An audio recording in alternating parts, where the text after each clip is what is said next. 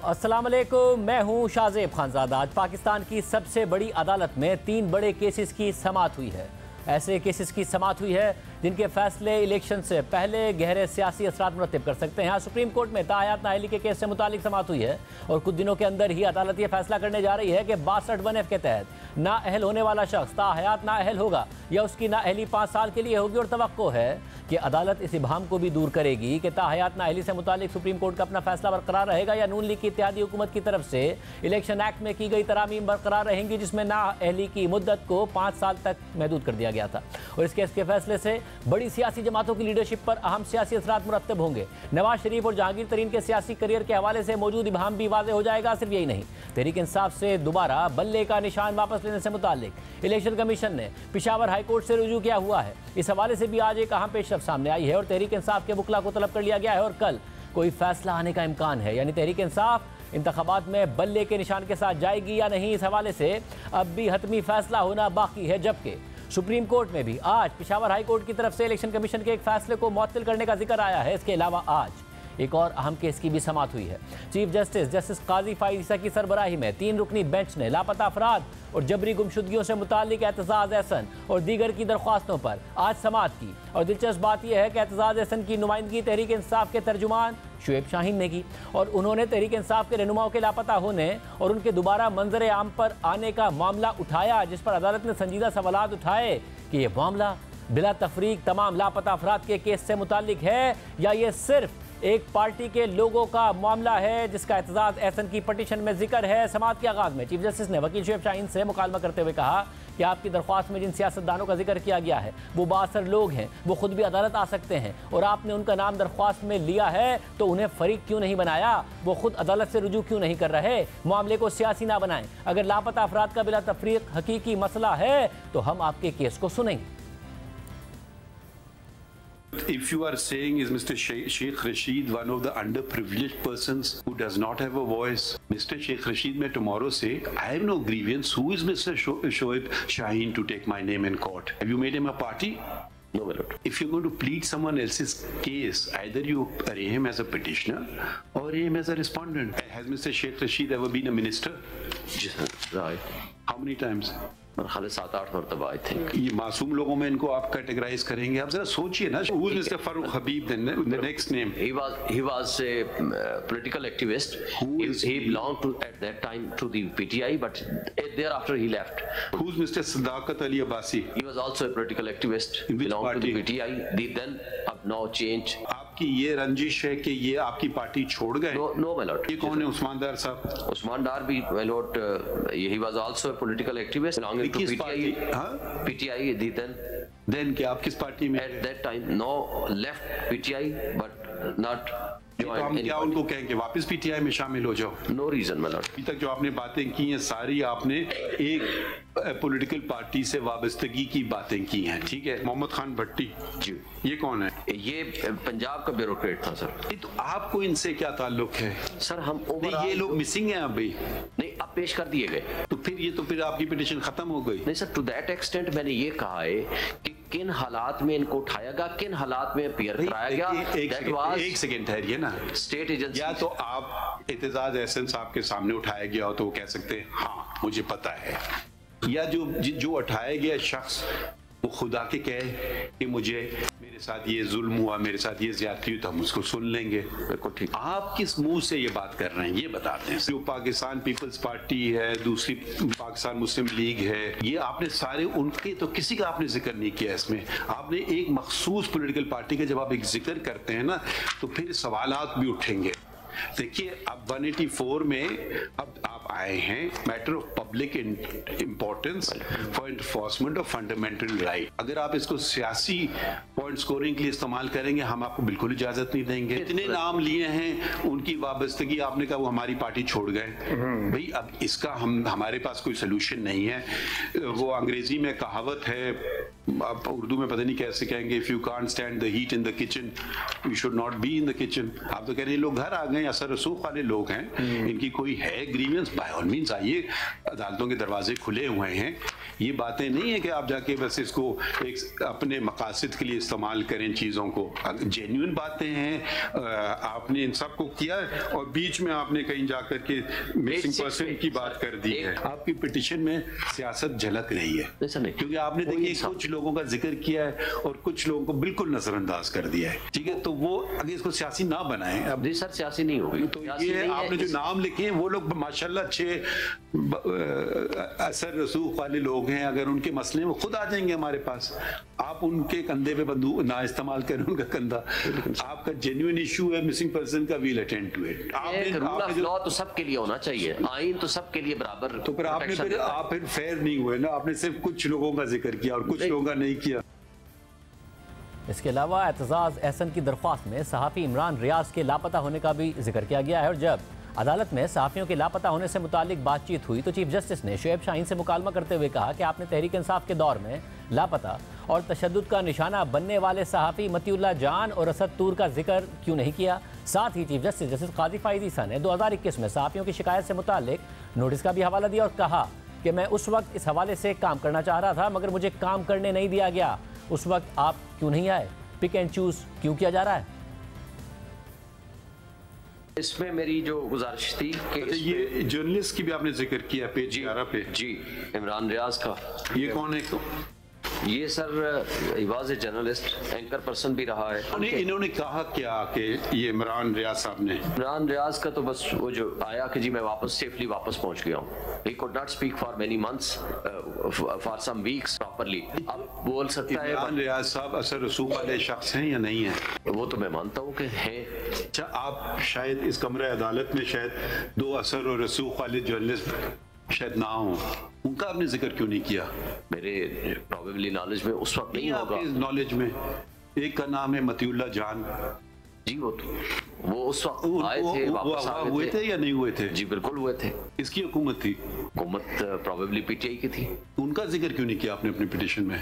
इसलिए नहीं किया कि सर वो चूंकि उस वक्त उन्होंने तो नहीं कहा कि मैं नहीं सर, उन्होंने तो ये नहीं कहा कि मैं तफरी पे गया हुआ था कहीं। नहीं सर, कोर्ट इंटरवेंशन पे after 1 day he was recovered. आपने जिक्र क्यों नहीं किया उनका? सर जिक्र इसलिए नहीं किया कि वो आज का लाइव इश्यू नहीं है। आज के जो लाइव इशू है मैंने उनको जिक्र किया। लाइव इशू आपने बनाया है, वो भी तो सर उनको भी सर फरमा दे जो कमीशन बने। और भी जर्नलिस्ट हैं, पता नहीं वो हैं या नहीं, मुझे नजर नहीं आ रहे।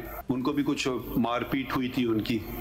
जी, असद तूर की हुई थी मेरे नॉलेज में। उनका जिक्र क्यों नहीं किया आपने अपनी पिटीशन? सर क्वेश्चन ये है कि वो चीजें थी ऐसे ना। देखिए, अगर आपने इसको सियासी तौर पे इस्तेमाल करना नहीं, देखिए ना, ऐसे बात ना करें। ये दोनों जर्नलिस्ट से आपने बात की?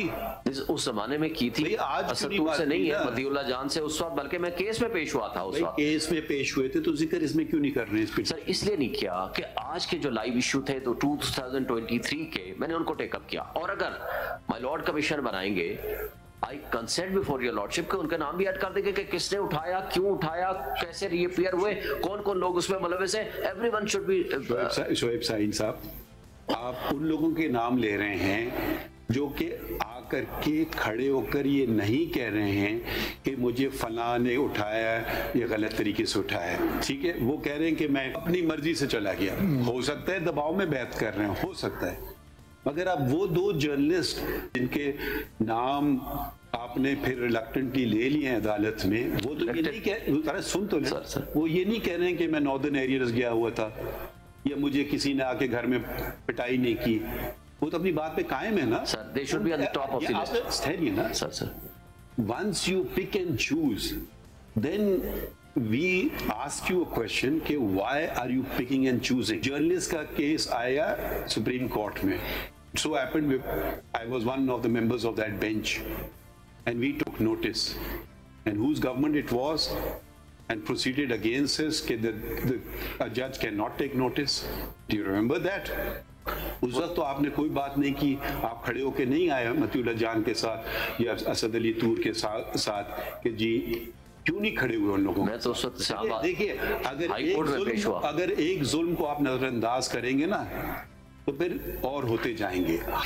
इससे पहले कि कुछ हो सके हमने अपनी तरफ से काम किया, वो काम चलने नहीं दिया गया। आज अगर आप कहें कि मैं कोई तफरीक नहीं कर रहा हूँ किसी में, बहुत अच्छी बात है, मगर फिर अगर आप तफरीक नहीं कर रहे होते तो बराए करम उन जर्नलिस्ट का भी नाम लिख देते जो मौजूद हैं कमरा अदालत में, जिन्होंने ये नहीं आज तक अपनी स्टेटमेंट से हटे नहीं कि हमें किडनैप नहीं किया गया या हमें मारपीट नहीं की गई।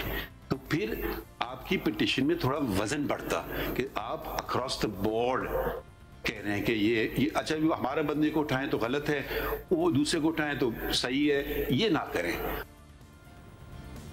चीफ जस्टिस काजी फ़ाइज़ ईसा ने सहाफ़ियों की दरख्वास्त से मुतालिक इस वाक़े का जिक्र किया था। वो वही वाक़या है जिसने जस्टिस काजी फ़ाइज़ ईसा को साइड लाइन करने में अहम किरदार अदा किया था। अगस्त 2021 को तहरीक इंसाफ की हुकूमत में जब इस्लामाबाद में कुछ सहाफ़ी जस्टिस काजी फ़ाइज़ ईसा के पास एक शिकायत लेकर गए कि उन्हें हुकूमती इदारे हुकूमती ईमा पर हिरासा कर रहे हैं, उन पर मुकदमात बन रहे हैं, इसलिए नोटिस लिया जाए, तो फिर 20 अगस्त को जस्टिस काजी फ़ाइज़ ईसा की सरबराही में 2 रुकनी बेंच ने FIA, पेमरा और IG इस्लामाबाद को नोटिस जारी कर दिए और सहाफ़ियों की दरख्वास्त को आर्टिकल 184(3) के तहत रजिस्टर कराने के लिए हिदायत जारी कर दी। और ये हिदायत भी जारी की कि अगली समात यानी 26 अगस्त 2021 को यही बेंच ये केस सुनेगा। मगर उस दिन एक और दिलचस्प पेशरफ भी हुई थी।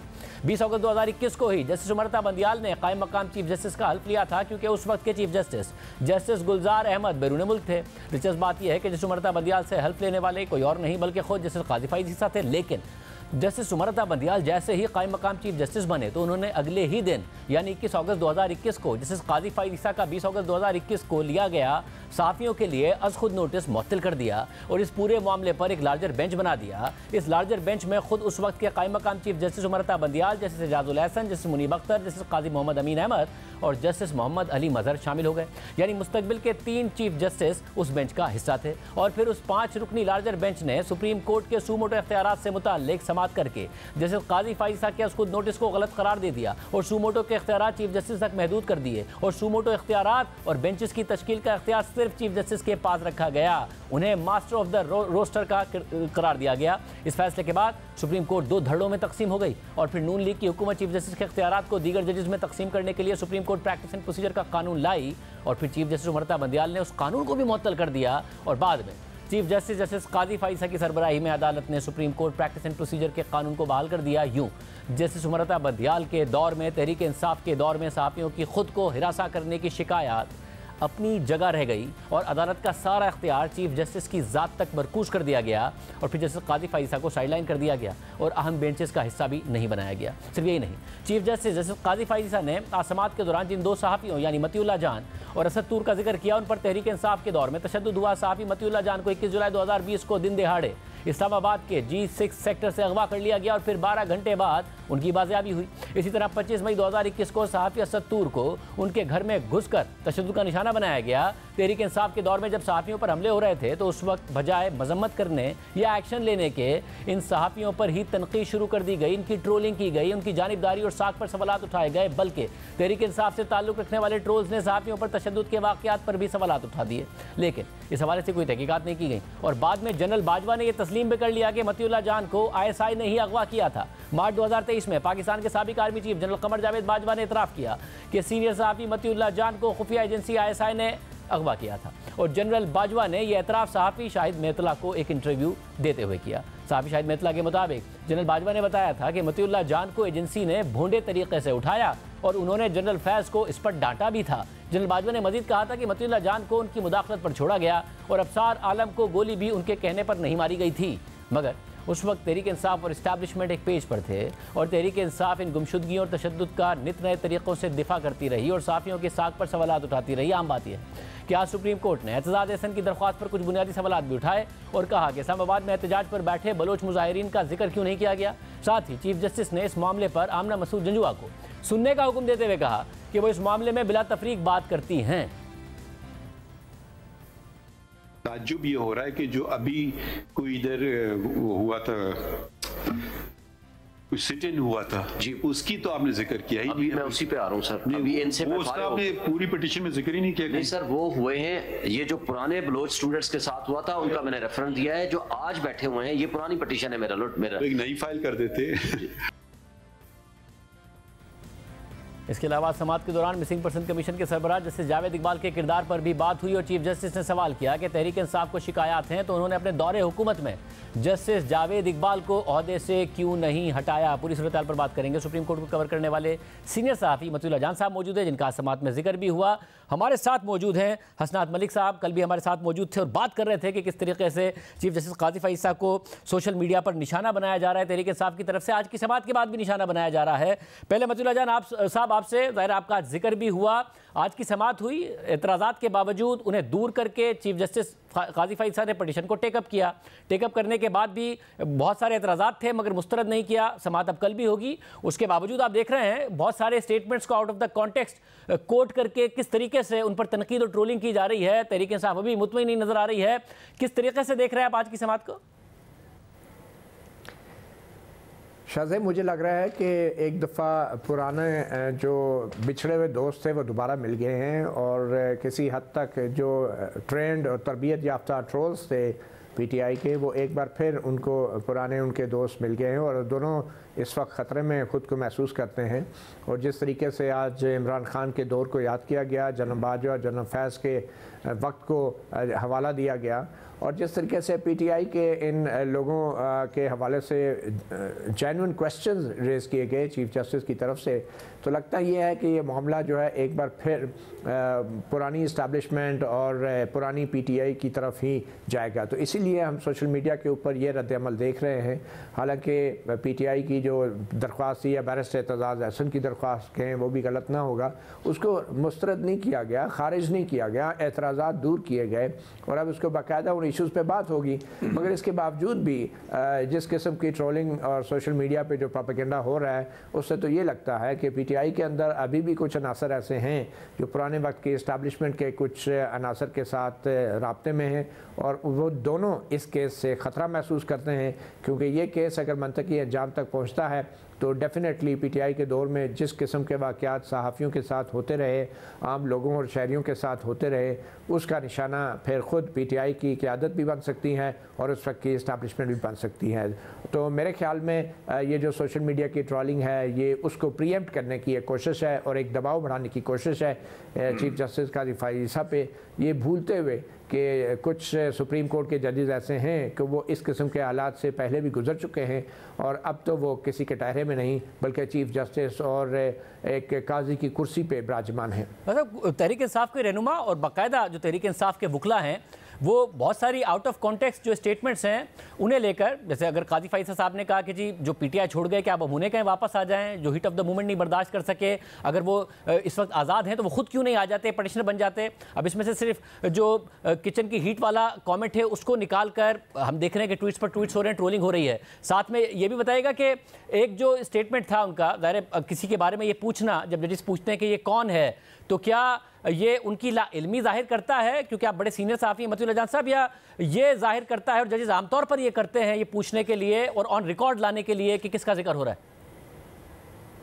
देखिए, अगर चीफ जस्टिस काजी फैज़ ये कह देते कि हाँ मैं इमरान रियाज को जानता हूँ अच्छी तरह और मैं उसका बहुत बड़ा फ़ैन हूँ और मैं उसके व्लॉग सुनता हूँ, मैं उसका शायद विक्टिम भी रहा हूँ, तो फिर उसके बाद वो केस तो नहीं सुन सकते थे। कोई भी जज अगर आपकी थोड़ी सी भी शनासाई हो तो खुली अदालत के अंदर उसने अदलिया का एक वक़ार और डेकोरम रखना होता है।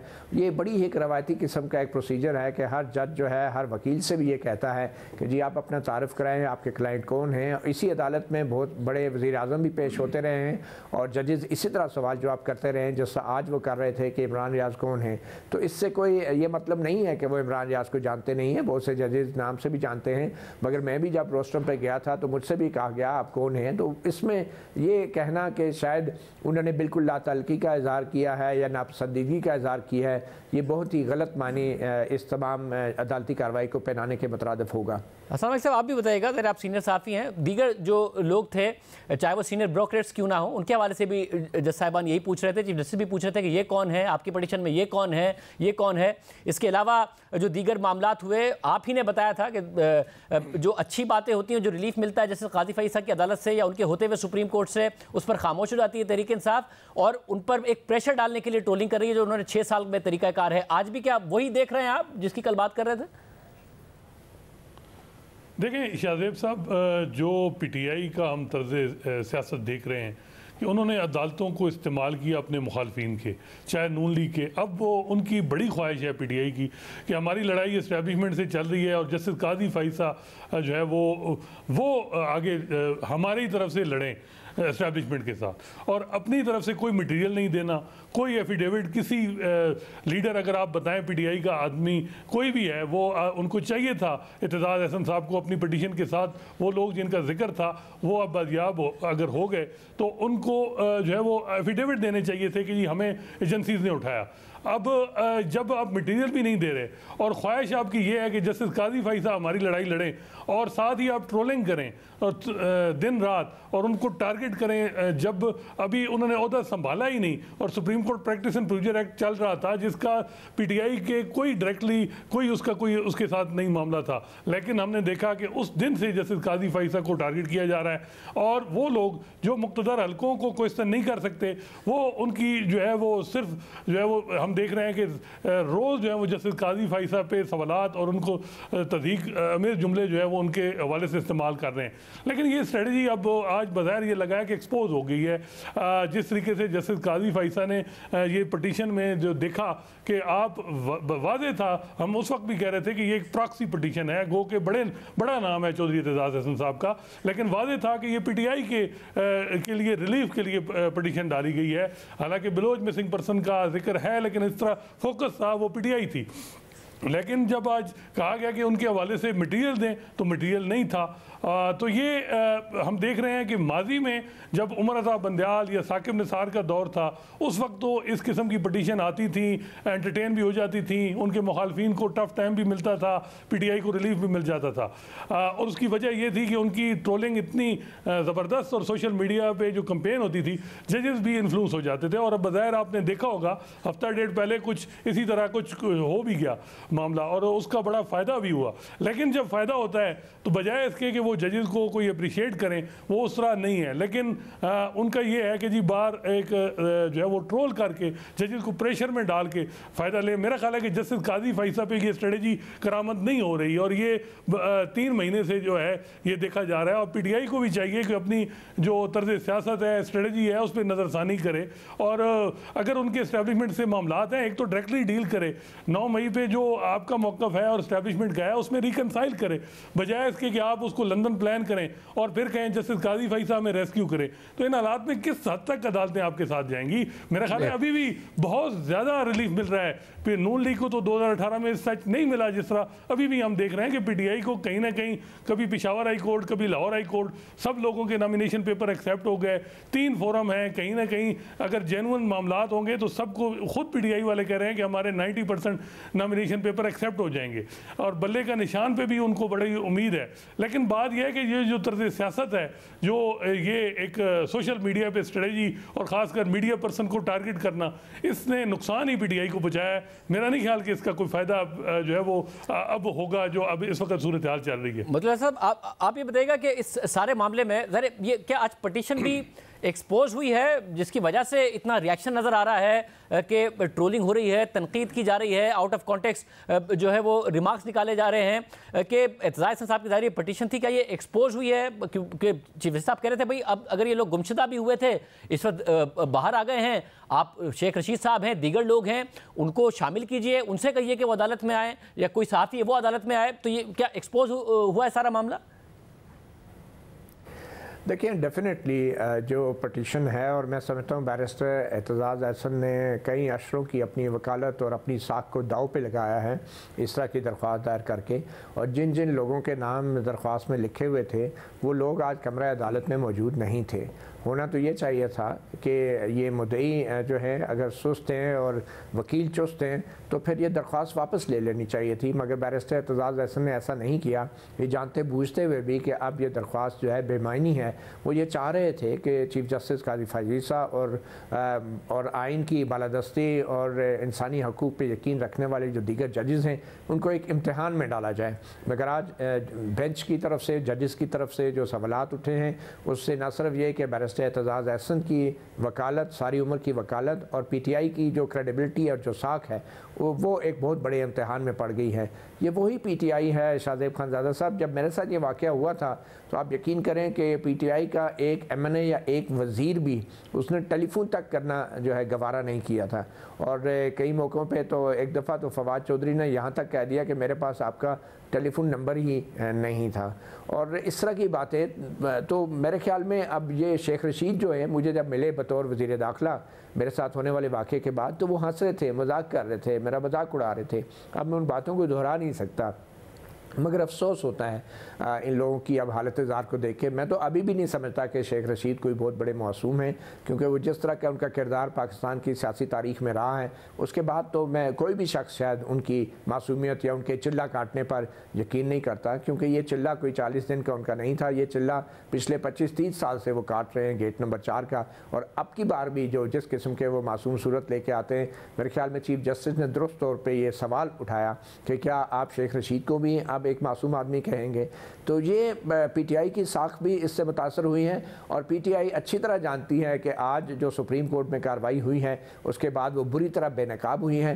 और बतौर सियासतदान, बतौर एक सियासी जमात, PTI जिस तरीके से इस्टेब्लिशमेंट से मिलकर सहाफ़ियों के साथ और सियासतदानों के साथ जो करती रही है, आज उसका वो माजी का किरदार भी और माजी का वो आईना भी जो है चीफ जस्टिस काज़ी फ़ाइज़ा ने उनको दिखा दिया है। तो जब उनके पास कोई जवाब नहीं मिला तो अब सोशल मीडिया के ऊपर ये तमाम रद्द-ए-अमल और रिएक्शन, और मैं जैसे मैंने पहले कहा कि अब लगता है कि इस्टेब्लिशमेंट और PTI किसी हद तक एक बार फिर वो ख़तरे की बू महसूस कर रहे हैं इस मिसिंग पर्सन केस में किसी किस्म के फैसले के हवाले से। और समझ साहब, क्या जिस किस्म की पटिशन थी, ज़ाहिर है उसको एतराज़ात भी दूर किए, फिर टेकअप भी कर लिया, अगर समात भी होगी। जंजुआ साहिबा को उन्होंने कहा कि वो सबकी बात करती हैं इसलिए उन्हें सुना जाएगा। क्या ये आज मुस्तरद भी हो सकती थी, उसके बावजूद चीफ जस्टिस ने टेकअप किया और मामले को आगे लेकर बढ़ रहे हैं?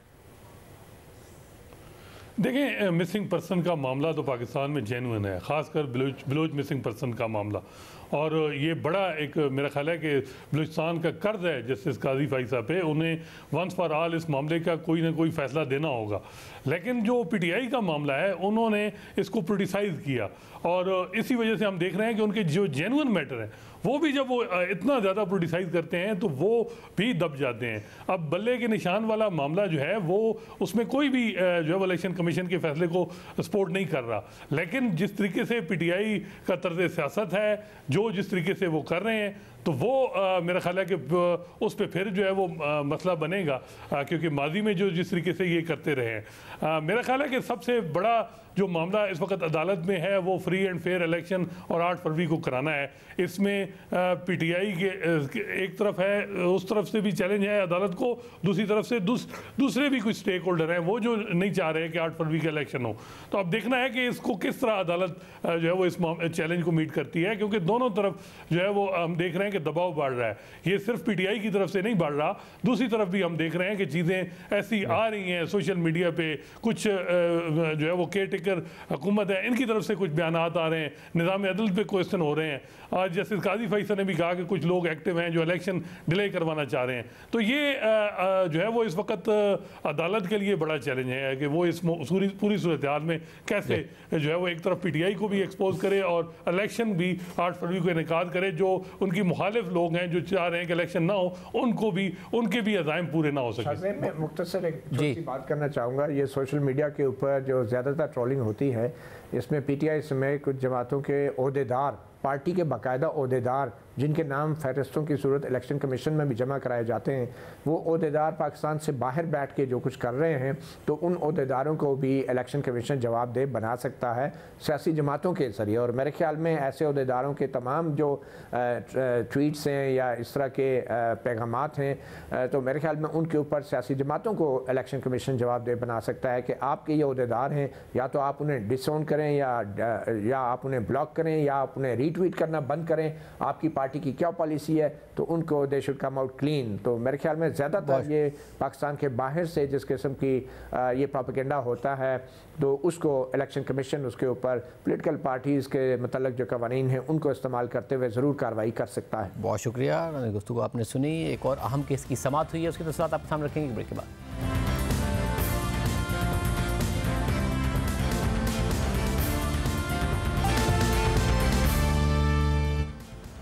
चीफ जस्टिस काजी फाइसा की सरबराही में 7 रुकनी लार्जर बेंच ने ताहयात नाअहली से मुताल्लिक मुख्तलिफ दरख्वास्तों पर समाअत की है और इस केस की समाअत करने वाले बेंच में चीफ जस्टिस के अलावा justice Mansoor Ali Shah, justice Yahya Afridi, justice Aminuddin Khan, justice Jamal Mandokhail, justice Mohammad Ali Mazhar और जस्टिस मुसर्रत हिलाली भी शामिल थे। समाअत के आगाज़ में अटॉर्नी जनरल मंसूर उस्मान अमान ने अदालत को बताया कि आर्टिकल 62(1)(f) के तहत ताहयात नाअहली की तशरीह के फैसले का दोबारा जायजा लिया जाए, जिस पर चीफ जस्टिस ने सवाल किया कि अटॉर्नी जनरल आपका मौक़िफ़ क्या है, इलेक्शन एक्ट चलना चाहिए या सुप्रीम कोर्ट के फैसले। तो अटॉर्नी जनरल ने जवाब दिया कि इलेक्शन एक्ट की तायीद करूंगा क्योंकि यह वफाक का बनाया गया कानून है।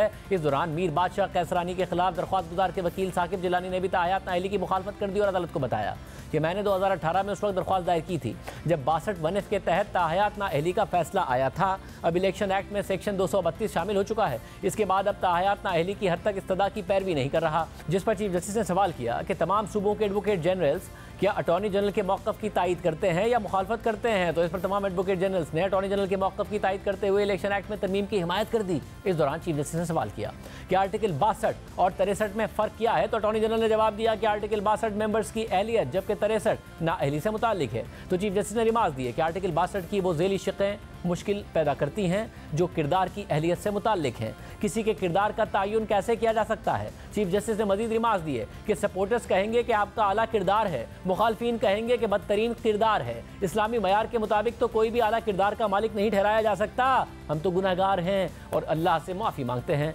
आर्टिकल 62 में नाअहली की मुद्दत दर्ज नहीं बल्कि ये अदालत ने दी है, जिस पर अटॉर्नी जनरल ने कहा कि जब तक अदालती फैसले मौजूद हैं ताहयात नाअहली की डिक्लेरेशन अपनी जगह कायम है। जिस पर चीफ जस्टिस ने रिमार्क दिए कि इलेक्शन एक्ट भी तो लागू हो चुका है और उसको चैलेंज भी नहीं किया गया है। इस दौरान जस्टिस मंसूर अली शाह ने रिमार्क दिए कि सवाल यह है कि क्या ज़ेली आईनी कानून साजी से आइन में रद्द-ओ-बदल मुमकिन है। क्या सुप्रीम कोर्ट के फैसले को ख़त्म करने के लिए आइन में तरमीम करनी पड़ेगी। क्या आइन में जो लिखा है उसे कानून साजी से बदला जा सकता है। तो जस्टिस मोहम्मद अली मजहर ने रिमार्क देते हुए कहा आइन के आर्टिकल 62(1)(f) में नाअहली की मियाद का जिक्र नहीं है। इस दौरान अटॉर्नी जनरल ने अदालत को बताया कि सुप्रीम कोर्ट ने फैसले में कहा है कि जब तक अदालती फैसला मौजूद है तब तक नाअहली ताहयात रहेगी। जिस पर जस्टिस मंसूर अली शाह ने रिमार्क दिए कि कत्ल और गद्दारी जैसे संगीन जुर्म में भी कुछ अरसे बाद इलेक्शन लड़ सकते हैं। क्या मामूली वजूहात की बुनियाद पर ताहयात नाअहली गैर मुनासिब नहीं लगती। अदालत किसी शख्स के खिलाफ डिक्लेरेशन कैसे दे सकती है। एक शख्स 20 साल बाद सुधर कर आलिम बन जाए तो क्या उसका किरदार अच्छा हो जाएगा। अगर पहले किसी ने मुल्क मुखालिफ तकरीर कर दी तो वो आज भी इंतखाबात नहीं लड़ सकता। इस दौरान चीफ जस्टिस ने भी रिमार्क देते हुए कहा कि कोई शख्स तौबा करके आलिम या हाफिज बन जाए तो भी बुरे किरदार पर ताहयात नाअहल रहेगा। अच्छा किरदार क्या होता है। एक मुसलमान सादिक अमीन के अल्फाज आखिरी नबी सल्लल्लाहु अलैहि वसल्लम के सिवा किसी के लिए इस्तेमाल कर ही नहीं सकता। अगर ये तमाम शराइत पहले होती तो कायद आज़म भी नाअहल हो जाते।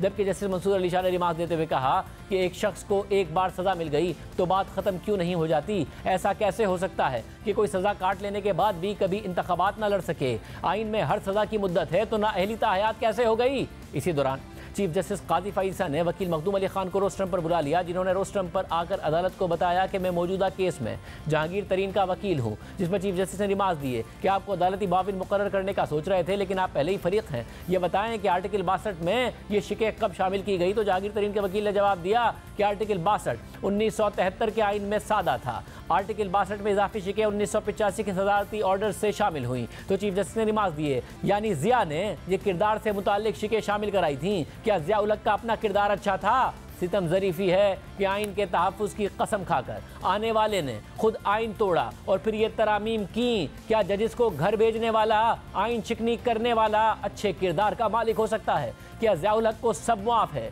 मेरी राय में असल आइन और बात की तरामीम में तजाद हो तो असल पर इन्हिसार करना चाहिए। मैं मुंतखब नुमाइंदों की कानून साजी पर इन्हिसार करूँगा ना कि डिक्टेटर की। इस दौरान जस्टिस मंसूर अली शाह ने कहा कि एक तरफ लिखा है कि झूठ बोल दिया तो पूरी उम्र के लिए नाअहल है, दूसरी जानिब कत्ल कर दिया, गद्दारी कर दी तो भी कुछ अरसे बाद वापस आ जाएगा। सदर supreme court bar Shahzad Shaukat civil cases के माहिर हैं, उनसे राय लेते हैं। शहजाद शौकत साहिब, आप कानून की हिमायत कर रहे हैं या मुखालफत। जिस पर सुप्रीम कोर्ट बार के सदर शहजाद शौकत ने कहा कि मैं कानून की हिमायत करता हूं। जिस पर चीफ जस्टिस ने सवाल किया कि वो कौन है जो कानून की मुखालफत कर रहा है, हम सुनना चाहते हैं। जिस पर वकील दरख्वास्त गुजार उस्मान करीम रोस्ट्रम पर आ गए और उन्होंने अदालत को बताया कि जब तक समीउल्लाह बलोच का फैसला मौजूद है कानून नहीं आ सकता। तो चीफ जस्टिस ने सवाल किया कि आप ताहयात नाअहली के हक में हैं या मुखालफत में। तो वकील ने जवाब दिया कि मैं ताहयात नाअहली के तब तक हक में हूँ जब तक सुप्रीम कोर्ट का फैसला मौजूद है। इस दौरान चीफ जस्टिस ने जहांगीर तरीन के वकील से सवाल किया कि आपके मौक्किल क्यों नाअहल हुए, क्या उनका कागजात नामजदगी में मिस डिक्लेरेशन का केस था। तो वकील ने जवाब दिया कि मेरे मौक्किल पर ट्रस्ट की प्रॉपर्टी को जाहिर ना करने का इल्जाम था। समीउल्लाह बलोच केस का फैसला लिखने वाले जज बाद में चीफ जस्टिस पाकिस्तान बने। समीउल्लाह केस का फैसला करने वाले जज का फैसल वाउडा केस में मौक़िफ़ बिल्कुल अलग था। समीउल्लाह बलोच केस के फैसले का इतलाक किया जाता तो फैसल वाउडा भी ताहयात नाअहल होते, जिसके बाद चीफ जस्टिस ने नमाज दिए कि शुएब शाहीन कहाँ हैं। मुमकिन है वो इस कानून की मुखालफत और ताहयात नाअहली की हिमायत करें। हम मीडिया या सोशल मीडिया को कंट्रोल नहीं कर सकते। इस केस से ये तासुर ना लिया जाए कि अदालत किसी मखसूस जमात की हिमायत कर रही है। एक आईनी मसला है जिसको एक ही बार हल करने जा रहे हैं। कोशिश होगी कि 4 जनवरी को केस की समाअत मुकम्मल करें। मुशावरत के बाद अदालती माविन भी मुकर्रर कर सकते हैं। इसके बाद सुप्रीम कोर्ट ने ताहयात नाअहली से मुताल्लिक केस की मज़ीद समाअत 4 जनवरी तक मुलतवी कर दी। अहम बात यह है कि आज की ये पूरी समाअत लाइव टेलीकास्ट हुई है और ये एक तवील समाअत थी जिसमें अदालत ने ताहयात नाअहली से मुताल्लिक कानूनी और मंतकी तौर पर अहम सवालात उठाए थे। It's interesting what my lord has observed, because if a person is dishonest और उसके खिलाफ मुकदमा दर्ज हो जाए और उसको सजा हो जाए तो फिर 2 साल काटने के बाद 5 साल बाद वापस आ जाएगा। मुकदमा ना हो और पता नहीं क्या हो और एक डिक्लेरेशन आ जाए तो then he's gone. If he has been convicted and goes to jail, so his sins are expiated, right, and he's okay. Yeah. Now, if he is, for instance, acquitted or is not even prosecuted, then he is lifetime banned. So I find it difficult that a court of law which has convicted a person, meaning your guilt was established 100%, you are banned for only 5 years, and if your guilt has not been established, because every criminal case has 2 components, conviction and sentence. That's right. You can be convicted and you can be sent on parole, or you can be convicted till the rising of the court, or whatever it is, or maybe not. Say for good conduct, we don't convict you this time, we don't sentence you this time, we just convict you. That's right. So that will be a lifetime ban, and the person will say, can you please send me to jail so I can contest elections again after 5 years? Yeah, I would rather the rising of the court so I can just go back after 5 years. Not commonly known as one who violates Islamic injunctions. Yeah. So here it is, you may be in absolute violation of Islamic injunctions, but if it is not known, yes. So okay, so it's very strange sort of wording. That's right. When we go to E, he has adequate knowledge of Islamic teachings. Yeah. I don't know how many will pass muster in this courtroom. Yeah. What level of Islamic teachings we are talking about. Right. And practices obligatory duties prescribed by Islam, as well as abstains from major sins. Okay, now we all pray for forgiveness of our sins. That's so right. We are all sinners in that way. He is sagacious, righteous, non-profligate, honest, and ameen. There being no declaration to the contrary by a court of law. Question of interpretation, because what's very interesting, speaking for myself, if you look at 63 G, H and I, yes. I mean, most of the heinous crimes, especially against the integrity and sovereignty of the country, and that person can be allowed to contest election. Where there are punishments, he goes through punishments and comes out and contests the election. What is a bit odd is that a civil declaration, which is just for some misdemeanor, like misconduct, which doesn't even carry a criminal punishment. Absolutely. That carries an absolute bar for the rest of the life. That seems to be a bit odd, because if you commit murder, you commit treason, you commit whatever, you can come back and test election. But if you just forget to write something in the form, you would be out forever. जबकि आज की समाअत का तहरीरी हुक्मनामा जारी करते हुए अदालत ने फैसल सिद्दीकी, उज़ैर करामत और रीमा उमर को अदालती माविन मुकर्रर कर दिया है। एक और अहम केस की बात करेंगे एक ब्रेक के बाद।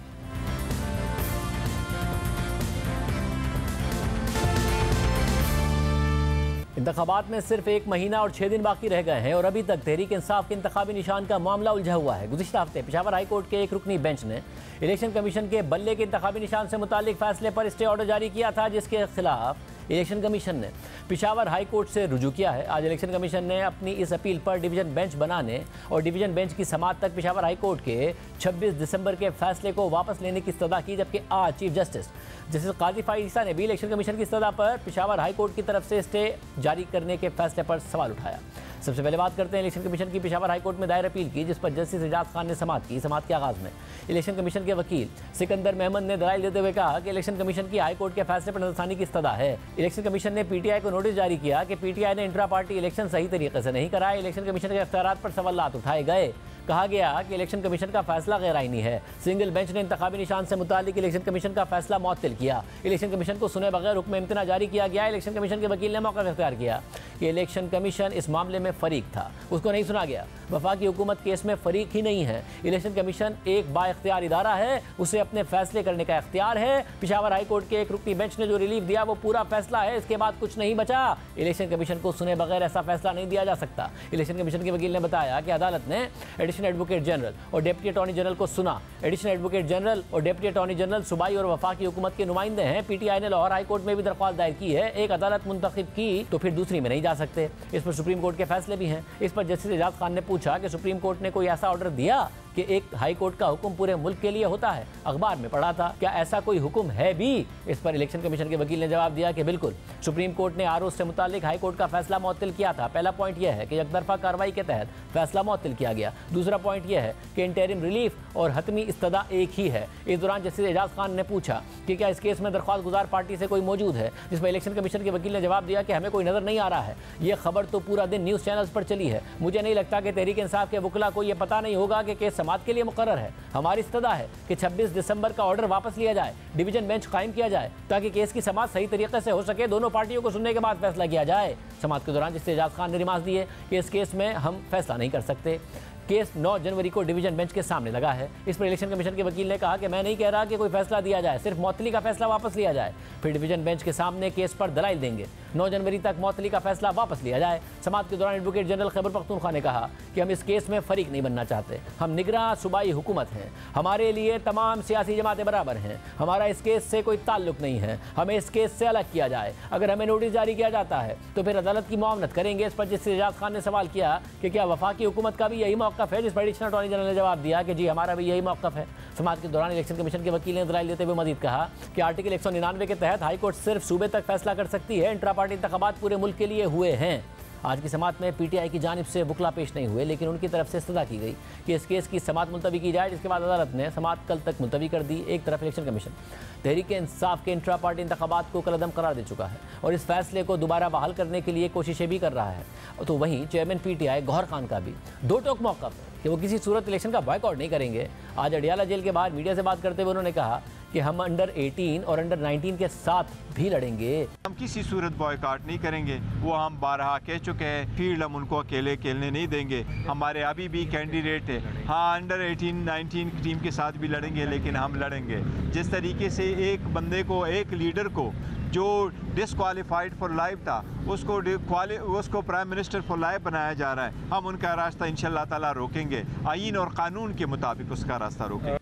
दूसरी जानिब इलेक्शन कमीशन ने पेशावर हाई कोर्ट के 26 दिसंबर के फैसले के अलावा पेशावर हाई कोर्ट के 27 दिसंबर के फैसले के खिलाफ भी सुप्रीम कोर्ट में दरख्वास्त दायर की थी, जिसकी आज समाअत हुई। इलेक्शन कमीशन ने सुप्रीम कोर्ट से पेशावर हाई कोर्ट की जानिब से इलेक्शन कमीशन के 25 दिसंबर को कोहाट के एक हल्के के आरओ को तब्दील करने का नोटिफिकेशन मुअत्तल करने के फैसले के खिलाफ दरख्वास्त दायर की थी और इस्तदा की थी कि Peshawar high court election commission की आईनी जिम्मेदारी की तकमील में मुदाखलत कर रहा है। आज इलेक्शन कमीशन की इस अपील पर chief justice supreme court justice Qazi Faez Isa ने समाअत की।